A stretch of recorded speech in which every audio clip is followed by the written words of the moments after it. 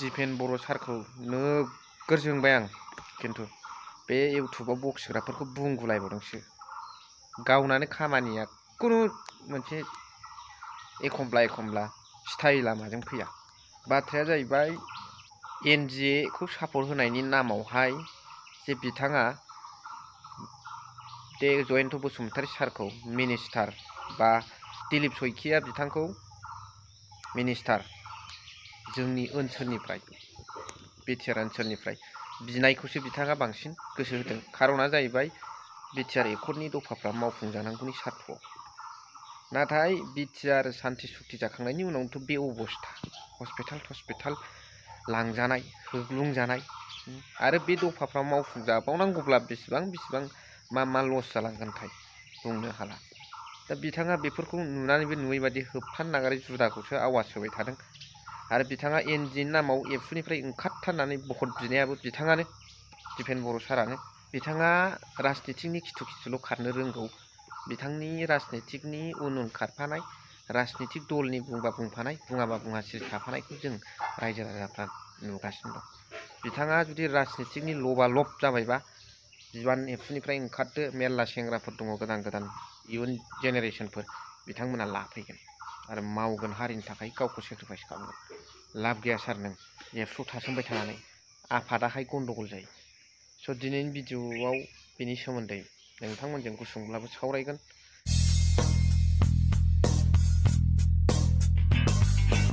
Hello' everyone, one second welcome back to the channel. दिनैनि गोदान भिडिअ'आव नोंथांमोन बयखौबो गोसो गोथार बरायदों। लोगोसे आसा खालामो इसोरनि अननायाव नोंथांमोन बयबो मोजां दं।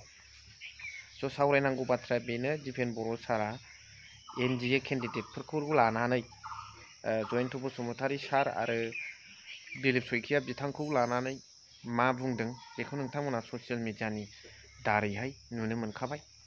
मुल खोथाथ' हल जे बिथाङा NGAनि जानानै भट बिदों। जाय NGA सरकारा, जाय BJP सरकारा दिनै बर'नि जोहोलाव सिबिनाय आरो हिस्ट्रिजों सोमोन्दो गोनां, सेन्टिमेन्ट्सजों सोमोन्दो गोनां, इमसन्सजों सोमोन्दो गोनां जिल्लानि बे मोनसे क'क्राझार RMB सिभिल हस्पिटालखौ बोखारनो नागिरदों। बेखौ नुनानैबो नुयै बादि थादों। बिथाङा मिनिस्टार बिनायनि सायावसो माथा मारिगासिनो दङ। बेनाव राजनितिक लाबालाबनि माखासे लुबैनाय हाब्बाय दिपेन बर' सारनाव। बेनिखायनो बिथाङा एबसुनिफ्राय थाबै रिजाइन होदो। गुबुन सेंग्राफोर दङ बिथांमोना मावगोन, सेक्रिफाइस खालामगोन। नोंल' नङाना बर' हारिखौ सिबिग्राया, नों सिबियाबा बर' हारिया जाथारला होननाय बादि नङाना सार। नोंखौ रागा जोंथाव जाबाय। दिनै बेफोरखौ मानो जेबो फंसेबो बुङाखै? बबेबा मोनसे राजनितिक हान्जानि उन बे राजनितिक हान्जाया जेखौ बुङो बेखौ बुंफानाय, बे राजनितिक हान्जाया राजनितिक लाबालाबाव बुङाबा सिरि थाफानाय। नोंहाथ' फरायसा आफाद, नोंहाथ' जेजोंबो बुंनो हानाय, नुसननो हानाय नोंथांमोना नोजोर दङ, भिउ दङ। हारिनि फारसे, बे ओनसोलनि फारसे माखासे खैफोदफोरखौ लानानै जुजिबोनाय गोदोनिफ्रायनो सात्र संगठन, बे निउट्रेल आफाद। बेवहाय मा राजनितिकजों मा सोमोन्दो गोनां? आरो नोंथाङा NGAनि जानानै राजनितिकआव ओंखारथारनायाबो नोंथाङानो। दिनै दुलाराय बर' फरायसा आफादा बेसेबांबा गिदिर मोनसे बदनाम, इयुन जोलैया बेखौ हिस्ट्रियाव दोनगोन। बोरो दिनै माथो नोंनि NGAया हेमन्त बिश्व शर्मानि सरकारा मारैथो हस्पिटालखौ फोजोबनो नागिरखो? मोजां डिपार्टमेन्ट्सफोरखौ लांबाय। बेफोरखौ लांबानोथ' बे गोथाङै गोथैना जिन्दालास हस्पिटाला। माथो गोदोनि एबसुआ हारिनि मोनसेबो इसुफोरखौनो थाखुमानो हायामोन, आन्दलन खालामोमोन, होबथायोमोन। दिनै नोंथांनि दैदेननाय एबसुआ मा जादों? गासिबो दुलाराय बर' फरायसा आफादानो बेबादि लेहेमजोब बे नङा।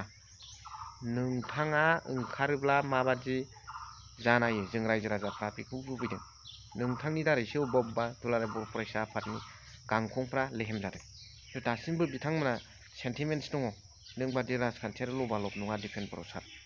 हारिनि सार्थआव सापर्ट होदों NGAखौ होननाया बोरो?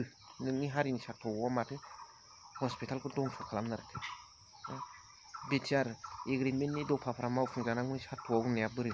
सान्थि सुक्ति जाखांनायनि उनाव बे थासारिया मानो नुजाखो? बिटिआर एग्रिमेन्टनि उनाव बे थासारिया मानो फैखो? आरो दफाफ्रा मावफुंजाबावनांगौबा मा थासारि नुजाबावगोन? सानदो रायजो राजाफोर, सानदो दिपेन बर' सार। स' बिनि सायाव नोंथांमोना मा सानदों कमेन्ट्सनि गेजेरजों फोरमायहरबानो जाबाय। स' भिडिअखौ एसेखिनियावनो फोजोबबाय। Thank you for watching. Love U.